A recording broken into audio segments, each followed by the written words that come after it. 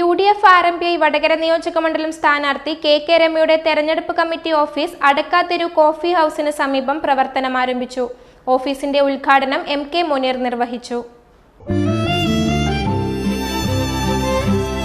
എന്റെ ഇഷ്ടങ്ങൾ എന്റെ ഫാമിലിക്ക് അറിയാം.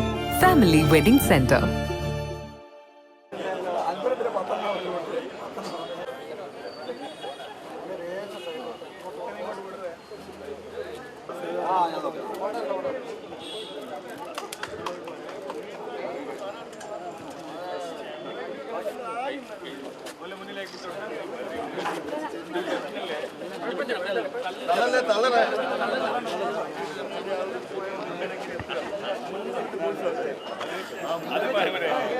അതിന്റെ ക്ലാസ് ഞാൻ പഠിപ്പിക്കണം.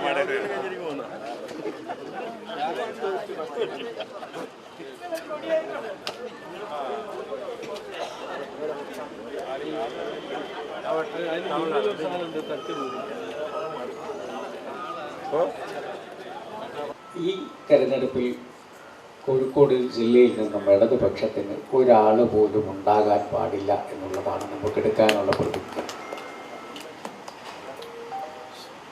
അത്രമാത്രം ജനവിരുദ്ധമായ, പാവപ്പെട്ടവനെ ഇത്ര അധികം പുച്ഛമായി കാണുന്ന ഒരു മുന്നണിയെ നമുക്ക് വേറെ ഇടതുപക്ഷമല്ലാതെ കാണാൻ പറ്റില്ല. അതവരുടെ ഭാഷയിലുണ്ട്, അവരുടെ ശരീരഭാഷയിലുണ്ട്. MV ഗോവിന്ദ മാസ്റ്റർ പറഞ്ഞത്, ഇവരിനി അധികാരത്തിൽ വന്നാൽ ആദ്യം എടുത്തു കളയാൻ പോകുന്ന പദം പാവപ്പെട്ടവൻ എന്ന പദമാണ്. പാവപ്പെട്ടവൻ എന്നൊരു പദം നിഘണ്ടുവിലുണ്ടാകില്ല എന്ന് പറഞ്ഞാൽ അതിനർത്ഥം പാവപ്പെട്ടവന് പകരം ഇനി മുതലാളിത്തത്തിൻ്റെ പ്രതിനിധികളായിരിക്കും നിഘണ്ടുവിലുണ്ടാവുക എന്നുള്ളത് അവർ ഉറപ്പിച്ചു പറയുകയാണ്.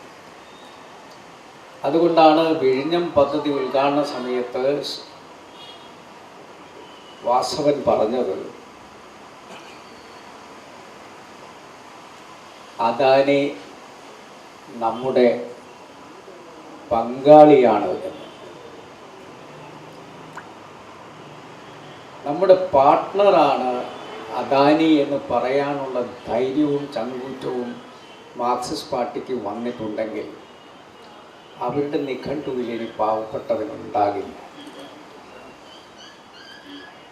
പാവപ്പെട്ടവൻ എന്ന് പറയുമ്പോൾ അടിസ്ഥാന വർഗമാണ്. നമ്മളൊക്കെ മനസ്സിലാക്കിയിട്ടുള്ള കമ്മ്യൂണിസ്റ്റ് പ്രസ്ഥാനം പ്രോലിറ്റേറിയൻ എന്ന് വിശേഷിപ്പിക്കുന്ന അടിസ്ഥാന വർഗത്തിൻ്റെ പാർട്ടിയാണ് എന്നാണ്. എന്നാൽ ഇപ്പോൾ നമുക്ക് കാണാൻ കഴിയുന്നത് മുതലാളിത്തത്തെ പ്രീണിപ്പിക്കുന്ന മാർക്സിസ്റ്റ് പാർട്ടിയാണ്. അതുകൊണ്ട് മുതലാളിമാരായിട്ടുള്ള സ്വതന്ത്ര സ്ഥാനാർത്ഥികളെ തിരഞ്ഞു കഴിഞ്ഞ കുറേ കാലങ്ങളായി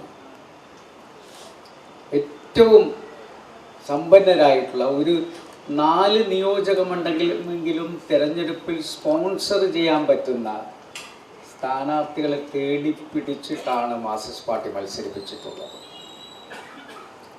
പിന്നെ അവർക്ക് എങ്ങനെ പാവപ്പെട്ടവൻ്റെ കൂടെ നിൽക്കാൻ സാധിക്കും? അപ്പോൾ യഥാർത്ഥ ഇടത് ഏത് എന്ന് ചോദിച്ചാൽ അത് ആ ഇടതൊക്കെ ഐക്യ ജനാധിപത്യ മുന്നണിയോടൊപ്പമാണ് എന്നുള്ളതാണ് RMP അടക്കമുള്ള പ്രസ്ഥാനങ്ങൾ നമ്മളെ ബോധ്യപ്പെടുത്തിക്കൊണ്ടിരിക്കുന്നത്. മാസ്റ്റർ വളരെ പുച്ഛമായ രീതിയിലാണ് ആ ഒരു നേതാവിനെ അവഹേളിച്ചുകൊണ്ട് സംസാരിച്ചത്. അത് കഴിഞ്ഞ് മനോരമയ്ക്ക് നൽകിയ അഭിമുഖത്തിൽ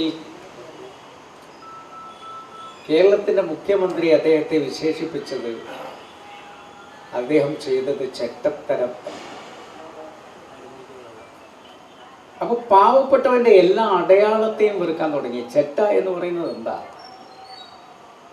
ചെറ്റ എന്ന് പറഞ്ഞാൽ ഒരു കൂര, പാവപ്പെട്ടവൻ താമസിക്കുന്ന കൂര.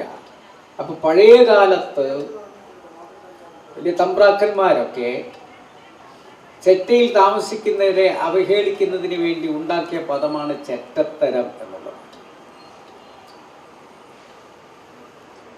അത് AKG പോലെയുള്ളവർക്ക് അഭയം നൽകിയ ചെറ്റക്കുടിലുകളെ പോലും വിസ്മരിച്ചുകൊണ്ട് പിണറായി വിജയൻ പറയുന്നു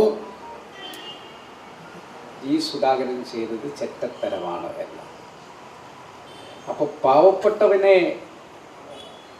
വിസ്മരിക്കുന്ന, പ്രോലിറ്റേറിയനെ വിസ്മരിക്കുന്നവർ അവർ താമസിക്കുന്ന കുടിലിനെ പോലും അവഹേളിക്കുന്ന രീതിയിലേക്ക് എത്തിയിട്ടുള്ള ഒരു കാലത്ത് ആ പാവപ്പെട്ടവരുടെ കൂടെ അവരെ ചേർത്ത് നിൽത്താൻ ഈ നിയോജക മണ്ഡലത്തിൽ KK രമയല്ലാതെ വേറെ ആരാണുള്ളത് എന്നുള്ളതാണ്.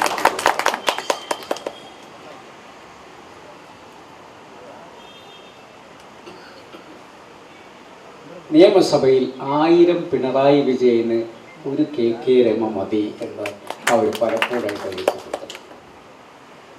എഴുന്നേറ്റ് നിൽക്കുമ്പം അവിടെ ഒരു അസ്വസ്ഥതയാണ്. എന്തുകൊണ്ടാണെന്ന് പറഞ്ഞാൽ അവരുടെ ചങ്കിന് കൊള്ളുന്ന രീതിയിലുള്ള, അവരുടെ നാഭിയുടെ അവിടെ എല്ലാ മർമ്മങ്ങളെയും തൊട്ടുകൊണ്ടുള്ള പ്രസംഗം KK രമയ്ക്ക് ചെയ്യാൻ സാധിക്കുകയുള്ളൂ. കാരണം അവർ അനുഭവങ്ങളുടെ തീച്ചൂളയിൽ ഉണ്ടായി വന്നിട്ടുള്ളതാണ്. അവർ ധാരാളം വേദന കടിച്ചിറക്കിയാണ് ഈ മണ്ണിലൂടെ തെരഞ്ഞെടുപ്പ് പ്രചരണങ്ങളിൽ പോയിട്ടുള്ളത്. അവരുടെ പ്രിയതമൻ വകവരുത്തിയിട്ടും അതിനുശേഷവും കലിതീരാതെ മരിച്ചു കിടക്കുന്ന ഘട്ടത്തിൽ പോലും ആ മൃതദേഹത്തെ പോലും അവഹേളിച്ചിട്ടുള്ള ഒരു മുഖ്യമന്ത്രിയാണ് കേരളത്തിനുള്ളത് എന്നുള്ളത് നമ്മൾ ഓർക്കുമ്പോൾ നമുക്ക് ലജ്ജിച്ച് തലതാക്കേണ്ടതുണ്ട്. അതുകൊണ്ട് ഈ വരാൻ പോകുന്ന കാലം എന്ന് പറയുന്നത് ഇനി പ്രതിപക്ഷത്തിരുന്നു കൊണ്ട് സംസാരിക്കുന്ന KK രമയല്ല നമ്മൾ കാണാൻ പോകുന്നത്.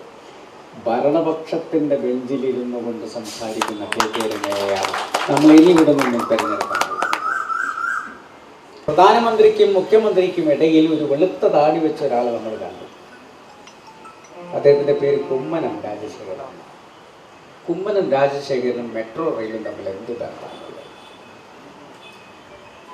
അദ്ദേഹത്തിന് എന്ത് ഔദ്യോഗിക പദവിയാണ് അതിനകത്ത് കയറാനുണ്ടായിട്ടുള്ളത്? എന്നിട്ട് നിങ്ങൾ പറയുന്നു ഞങ്ങൾ തമ്മിൽ ഒരു അവിശുദ്ധ കൂട്ടുകെട്ടുന്നില്ല. അങ്ങനെ തുടങ്ങിയ എല്ലാ കാര്യങ്ങളും, അതുകൊണ്ടാണ് ഞാൻ പല സ്ഥലത്തും പറഞ്ഞത് ഇവിടെ ആവർത്തിക്കുക. പ്രസവം എടുക്കുന്ന ഡോക്ടറെ ആരും ബാപ്പ എന്ന് വിളിക്കാറില്ല. അതിന് ജന്മം നൽകിയ പിതാവിനെയാണ് ബാപ്പ എന്ന് വിളിക്കുന്നതെങ്കിൽ ഐക്യജനാധിപത്യ മുന്നണിയാണ് ഈ വികസനത്തിൻ്റെ ഒറ്റ പിതാവ്. മെയ് 4 കഴിഞ്ഞാൽ ഉദിക്കുന്ന സൂര്യൻ നമുക്കുള്ള സൂര്യനാണ് എന്ന് നമ്മൾ ഇനി വരാനിരിക്കുന്ന രാവും പകലുകളുമൊക്കെ ഐക്യജനാധിപത്യ മുന്നണിക്കും അതിനോടൊപ്പം നിൽക്കുന്ന ജനകീയ മുന്നണി എന്ന് പറയുന്ന ഈ മുന്നണിക്കും RMP അടക്കമുള്ള പ്രസ്ഥാനങ്ങൾക്കുള്ളതാണ്. 51 കണക്കാക്കി ഓരോന്നിനും 1000 വോട്ടുകളാക്കി 51,000-ത്തിലധികം വോട്ടിൻ്റെ ഭൂരിപക്ഷത്തിലായിരിക്കണം KK രമ തെരഞ്ഞെടുക്കുന്നത്. അതുകൊണ്ട് പ്രിയപ്പെട്ട പിണറായി വിജയൻ, നിങ്ങൾ പ്രതിരോധത്തിന് ഉയർത്തിവെച്ചിട്ടുള്ള അയൺ ഡോമുകളെയൊക്കെ തകർത്തുകൊണ്ട് ഞങ്ങളുടെ മിസൈൽ അവിടെ വന്ന് പതിക്കാൻ പോവുകയാണ് എന്നുള്ളതാണ് വടകരയിൽ നിന്നും നമുക്ക് പറയാനുള്ളത്. അതാണ് KK രമ എന്ന് പറയുന്ന സ്ഥാനം. അല്ല, ഇന്ന് നല്ല സന്തോഷത്തിലാണല്ലോ. അതെ, സന്തോഷത്തിലാണ്. കാരണം ഞാനിപ്പോ പാചകം ചെയ്യുന്നതേ മയൂരം വെളിച്ചെണ്ണ ഉപയോഗിച്ചാണ്. പുതിയ മയൂരം കോക്കനട്ട് ഓയിൽ, കലർപ്പില്ലാത്ത ശുദ്ധമായ വെളിച്ചെണ്ണ. കർഷകരിൽ നിന്ന് നേരിട്ട് ശേഖരിക്കുന്ന നാളികേരം സൾഫറും പുകയും ഏൽക്കാതെ ഉണക്കിയെടുത്ത കൊപ്രയിൽ നിന്നും സംസ്കരിച്ചെടുക്കുന്ന 100% ശുദ്ധമായ വെളിച്ചെണ്ണ. ഇത്രയും നല്ല വെളിച്ചെണ്ണ ഇപ്പോൾ നിങ്ങൾക്ക് വിപണിയിൽ ലഭിക്കുകയില്ല. മയൂരം വെളിച്ചെണ്ണ, ഒരു ഏറെമല സർവീസ് സഹകരണ ബാങ്ക് സംരംഭം.